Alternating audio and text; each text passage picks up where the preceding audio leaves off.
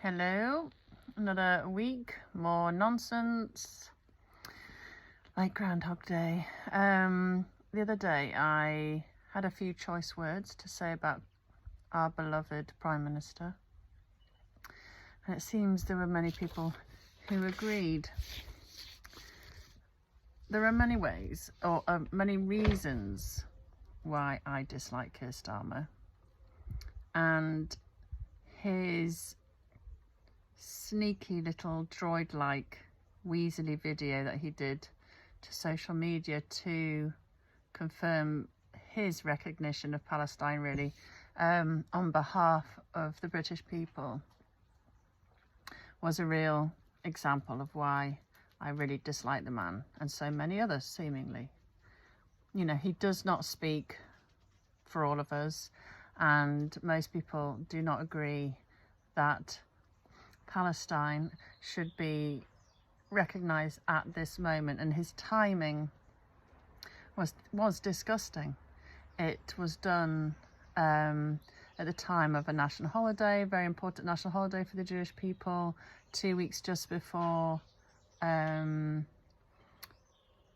kind of anniversary of October the 7th, and to do it then so coldly, so calculating, so soulless, it just really resonated with me as to what a droid-like Weasley man he is. And people jumped on it going, oh, but don't you want the best for the people of Palestine? And of course I do, of course.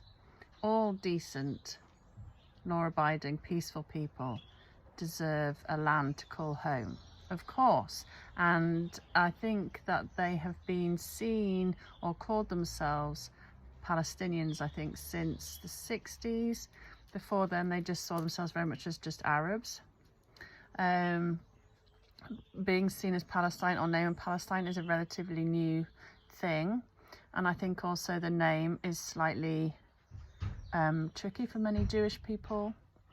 So whether a different name, you know, let's start completely afresh, have a new name chosen by the people and run by countries in the Middle East that are respected and tolerant and successful, like the UAE.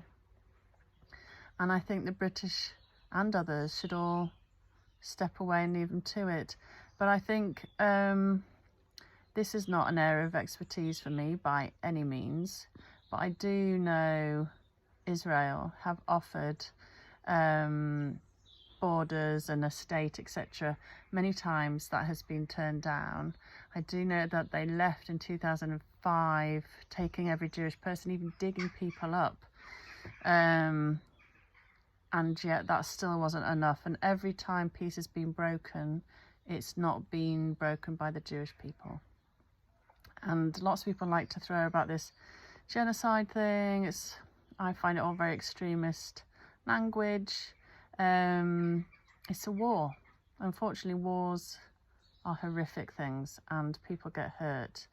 I don't think any other country has ever been held to the same level of scrutiny as Israel has. And I think Israel is probably one of the best in terms of the standards they set themselves to in terms of war etiquette, or trying to minimise civilian death, etc., giving warnings, telephone alerts, trying to move people out, all of this kind of stuff. But it is very difficult to have a war where the enemy hides behind its people in schools and hospitals, uses hospitals to hide weapons, hides under tunnels, etc. It is very difficult, and the people of Palestine, whatever you want to call it, won't be able to have peace or prosperity or decent education or able to run businesses in a prosperous way and have any future until Hamas are taken out completely. And I know there's many Palestinians who wish that. So that was the main subject. But as I said, I truly wish the people well. I truly, truly do. And I just think it's not for the British people to have any say in, to be honest. And it's just the timing of Keir Starmer, like I said, I found quite repugnant. And the way he did it after having kissed the boots of Trump for so many days, and he did it straight after, literally as soon as Trump had flown from the tarmac, and to do it in just such a cold, just a short video, no discussion with the British people, just to talk on our behalf. And it is basically rewarding terrorism. Do people not remember the barbarism on October 7? That is what Israel's fighting against, and they are doing it for more than just their own people.